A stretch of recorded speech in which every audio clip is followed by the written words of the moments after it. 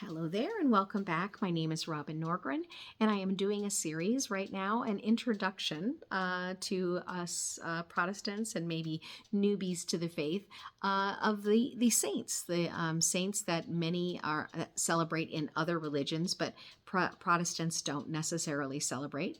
And I decided to go on a journey of learning about these saints, wanted to bring you along. So without further ado, we're going to learn about 5 saints today. If this is what you're looking for, stay tuned. So the format I'm doing is based on a book that I found called A Saint a Day that was edited by Meredith Hines.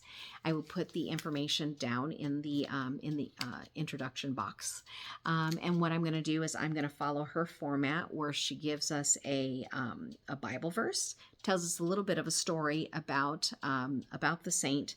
A prayer accompanies it, and then at the end of me talking about the 5 saints, I will give you a little bit of an analysis. All right, so the first one we're going to start with is Blessed William Carter. And the verse she's attached to it is Zechariah 8:16, speak the truth to one another. William promised himself that he would write the truth about Jesus, even when he was told to stop writing it. Or else. If you write about it, Jesus that way and publish it, the authorities warned, we will put you in prison. We might even execute you.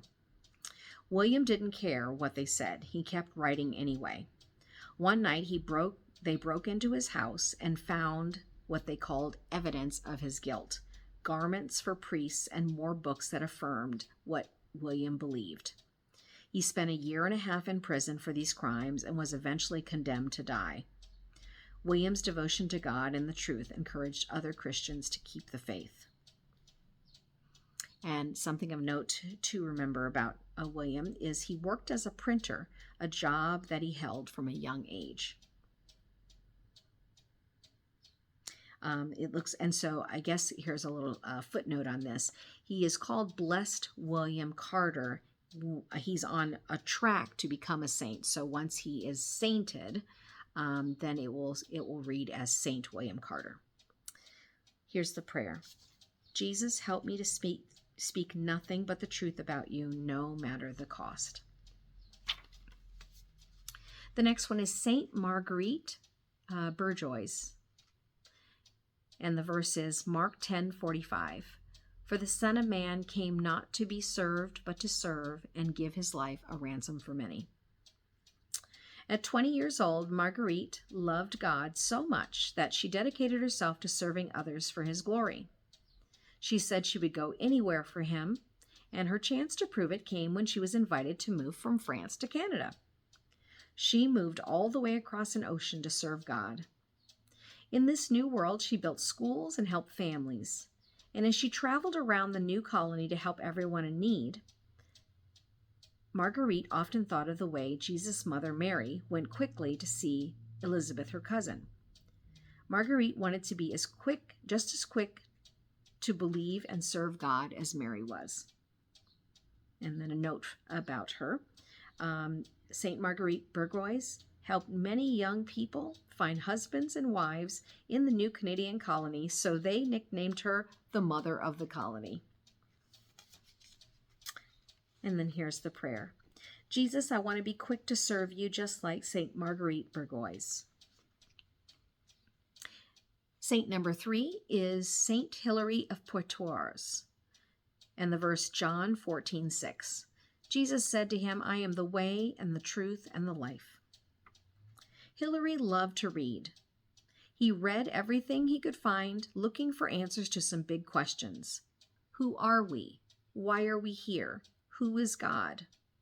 One day, he read copies of the Old Testament and the Gospels and found the answers to his questions. Hilary read that Jesus is the Savior of the world, and Hilary believed this immediately. The truth was so good that Hilary needed to sing about it. He wrote some of the first hymns of the Western world based on the beautiful truths he read in the stories of Moses and of Jesus, as a way to spread the gospel around the globe. Saint Hilary of Poitiers' name means happy in Latin.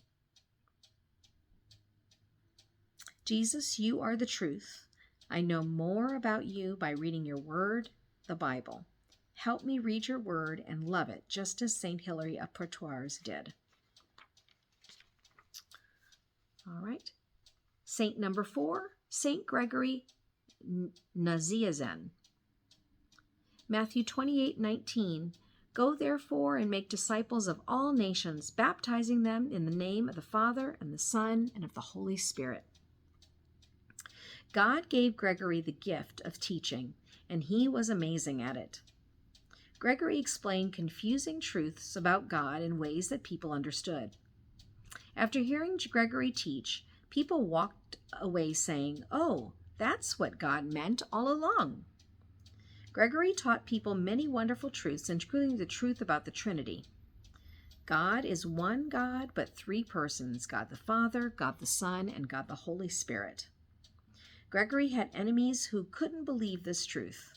They wanted Gregory to stop teaching, but he didn't give up.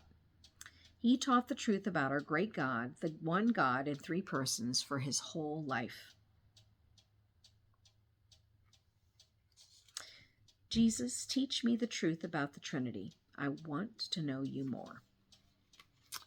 All right, and our final saint is St. Paul the Hermit.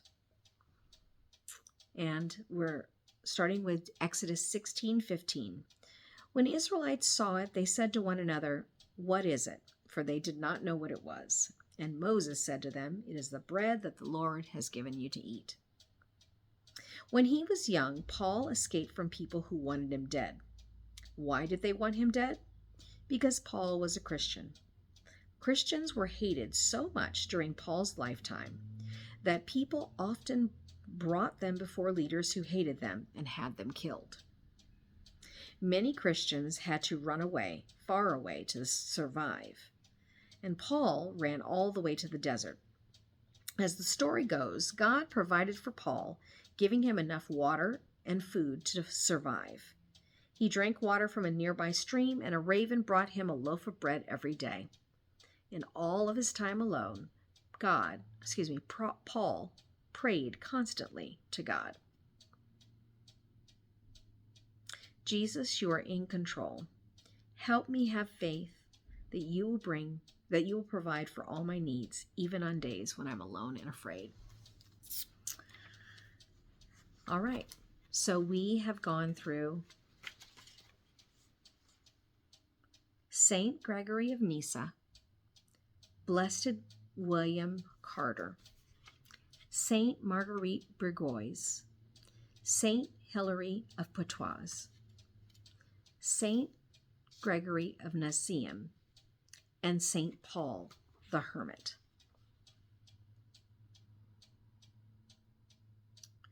I think more than anything, it makes me just kind of stop and feel gratefulness.